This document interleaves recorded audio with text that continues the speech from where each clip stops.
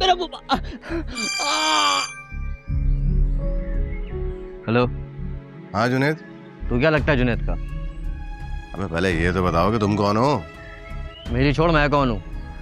ये तेरा दोस्त यहाँ पड़ा हुआ है दुबई चौक पे, इसको ले जा उठा के, वरना पड़े पड़े साला यहीं मर जाएगा। और हाँ, दोबारा इस नंबर पे कॉल नहीं करियो, क्योंकि सिम तो मैं तोड़ के फेंक रहा हूँ।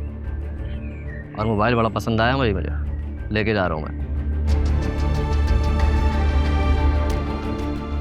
हेलो।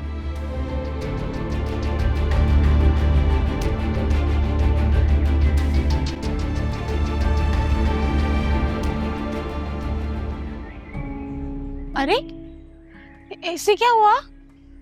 सब तुम्हारी वजह से ही हुआ। क्या? पता नहीं क्या। अच्छा अभी जाओ, मुझे कैलकुला करना है। चाचू